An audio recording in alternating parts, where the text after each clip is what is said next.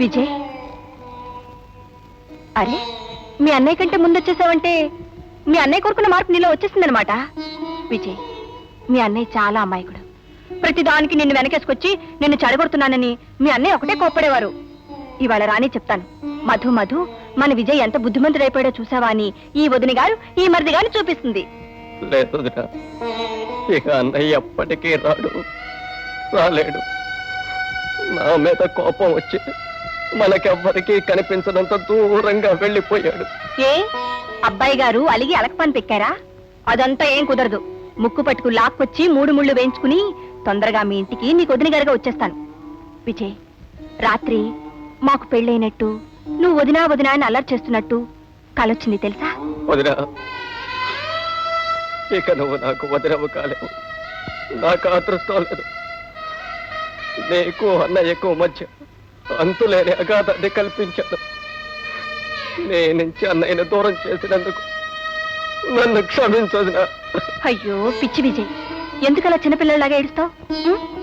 ఇప్పుడు ఆయన ఎక్కడికి వెళ్ళారని నువ్వు దూరం చేసినంత మాత్రాన ఆయన మనకు దూరం అయిపోతారా? అదిగో చూసావా, మాటలోనే వచ్చేశారు. విజయ్, మధు మనల్ని విడిచి ఒక్క క్షణం కూడా ఉండలేరు. వస్తున్నాను మధు.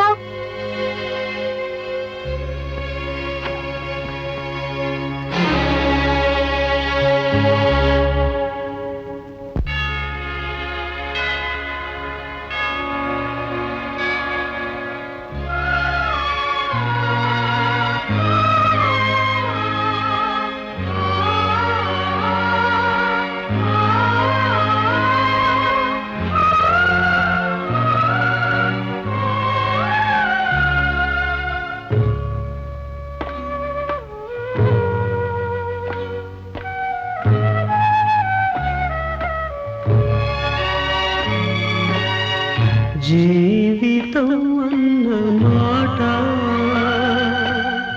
నిండు నూరేళ్ల బాట. జీవితం అన్న మాట నిండు నూరేళ్ల బాట. మలుపులుంటాయి, గెలుపులుంటాయి, నువ్వుతో సాగిపో.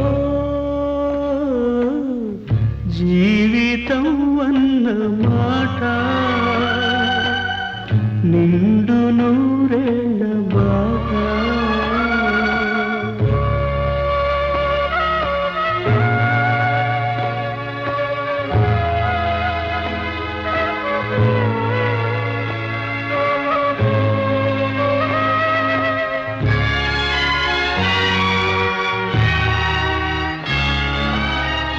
జీవన తీరాలలో నావలు ఉండేవి రెండు. జీవన తీరాలలో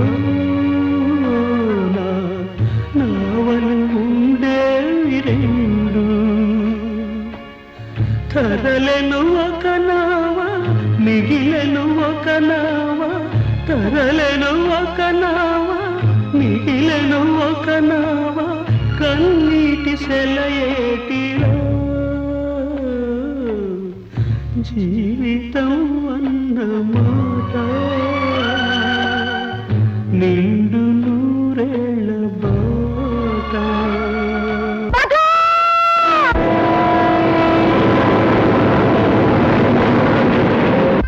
ఆ వాతావరణం నుంచి వదిన్ని తప్పించి వేరే ఊరు తీసుకెళితే నెమ్మది మీద అన్నయ్యని మర్చిపోగలదనే నమ్మకంతో వదిన్ని వాళ్ళ నాన్నగారిని ఈ ఊరు తీసుకొచ్చాను సార్. మా నాన్నగారి స్నేహితులైన మీరు ఈ పరిస్థితిలో నాకు తప్పకుండా సహాయం చేయాలి. మధు వెళ్ళిపోయాడంటే నమ్మలేకపోతున్నాను విజయ్. పెళ్లి కాకుండానే ఆ పిల్ల విధవ అయిందంటే వాళ్ళది ఎంత పవిత్రమైన అనురాగమో అర్థమవుతాం. కానీ ఈ పరిస్థితుల్లో నేను నీకు ఏ విధంగా సహాయపడగలనని ఆలోచిస్తున్నాను. నేను ఏదైనా ఉద్యోగం చేస్తాను సార్, కూలి పని అయినా సరే. బ్రతకడానికి డబ్బు అవసరమై కాదు, నేను సమర్థుణ్ణి కావాలన్నదే మా అన్నయ్య కోరిక. కష్టపడి పనిచేసి బ్రతికే నందు ఆ లోకం నుంచి మా అన్నయ్య చూసి గర్వపడాలి, ఆనందంతో పొంగిపోవాలి. అందుకే నేనే పని చేయడానికైనా సిద్ధమే. చూడు బాబు, నాకు చిన్న మోటార్ షెడ్ ఉంది. అది అంత లాభం మీద నడవడం లేదు. అందులో చేరి నువ్వు పని చేస్తానంటే నాకే అభ్యంతరం లేదు. ప్రస్తుతం నాకు వయసు అయిపోవడంతో షెడ్డుని మా అమ్మాయి గీత చూసుకుంటోంది. నోరు ముయ్యగా ఏదో సన్నాసులారా, ఒక్కోడికి డిప్ ఎగర కొట్టాను జాగ్రత్త. ఎందుకరా అలా స్టక్కైపోయిన హారంలో అరుస్తారు? నెమ్మదిగా గోల చేయండి, నిశ్శబ్దంగా అరవండి. నిశ్శబ్దంగా అరిస్తే అది గోల ఎలాగవుతుందండి? అదంతా మాకు తెలియదు. ఇవ్వాల్సిందే. ఎరా ఇవ్వాల్సిందే. జీతాలు జీతాలు జీతాలు జీతాలు జీతాలు జీతాలు జీతాలు. ఒక్కొక్కడి తోలు ఒలిచి కాశీట్ల కవర్లు గుట్టించేస్తాను జాగ్రత్త. మొహాలు చూడు ఎలా ఉన్నాయో, మడ్డాయిలు డబ్బాల్లాగా. అడుక్కు తినేవాడి దగ్గర గీక్కు తినేవాడు అన్నట్టు ఓ పక్కన షెడ్ నష్టంలో ఉంటే మీ అందరికి జీతాలు ఇవ్వాలా? లాభాలసిన ఏమైనా దాచుకున్నానా? మీ మొహాలు పడేలేదు. అదంతా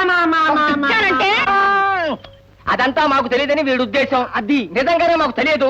చెమటో వచ్చి పని చేస్తున్నాం. మా జీతాలు మాకు కరెక్ట్ గా ఇవ్వాలి. ఏంటి పొద్దస్తమానం కారు కింద పడి గుర్రెట్టి నిద్రపోతారు, లేచి టీలు బీడీలు తాగేసి ఇళ్ళకి చెక్కేస్తారు. ఇంజన్ చెక్ చేయండి అంటే వెళ్ళి డిక్కి చూస్తారు. ఎందుకు ఇవ్వరా మీ జీతాలు? ఏరా డబ్బులు ఇవ్వాల్సి వచ్చేసరికి అందరూ ఇలాగా వంకలు పెట్టారండి. అదంతా మాకు తెలియదు. ఇచ్చి తీరాల్సిందే. శ్రమకు తగ్గ ఫలితం దక్కని చోట కష్టపడ్డ అనవసరం. ఫ్రెండ్స్, మీ వాదన కరెక్ట్. యో యో యో నువ్వెవడమయ్యా మధ్య డాడ్జి బండిలా వాతున్నావు? ఏమన్నా కూలీ లీడర్వా? ఇదిగో మా గొడవల్లో తలదూర్చావా ఆయిల్ మార్చేస్తాను జాగ్రత్త. ఇదేమన్నా నీ అబ్బగా షెడ్ అనుకున్నావేంటి? కాదు, మీ నాన్నగారి షెడ్ అని తెలుసు నాకు. చూడమ్మా గీత, ఇతను విజయ్ అని నా స్నేహితుడు కొడుకు. ఇదేనయ్యా మా అమ్మాయి. కాస్త నోరెక్కువ, ఏమీ అనుకోకు. వీడు మిస్టర్ పికే రావు, హెడ్ మెకానిక్. హలో. తుఫాన్. వీడు గ్యాస్ స్పెషలిస్ట్. చూడమ్మా గీత, విజయ్ మన షెడ్యూల్ లీజుకు తీసుకుని తాను నడుపుకుంటానంటున్నాడు.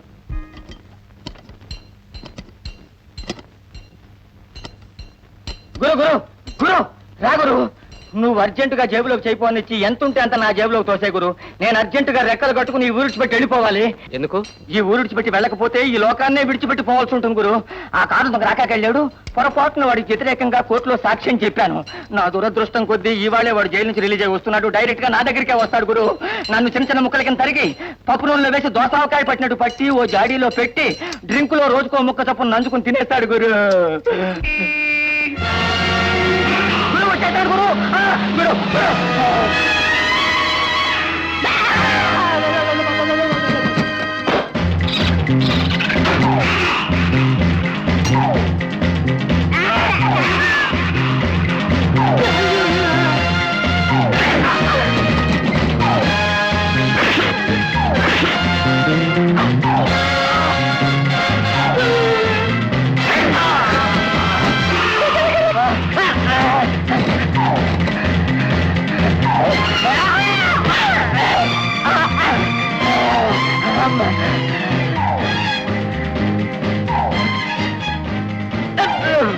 పొరపాటైపోయింది రాక, నన్ను క్షమించు. తెలియక తప్పు చేశాను. నన్ను తప్పు చేయొద్దు.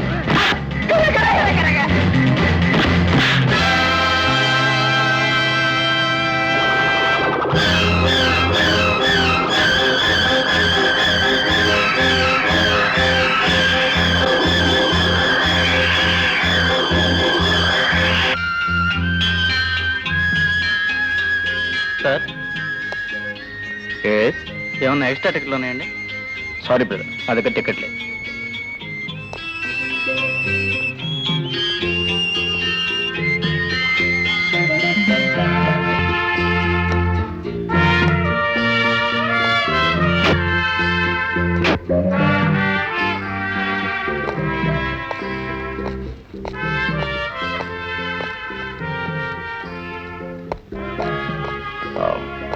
Excuse me, do you want tickets? I want 2 extra tickets, yes. Thank you. Come on, darling. Young, nice couple. Enjoy the show, huh?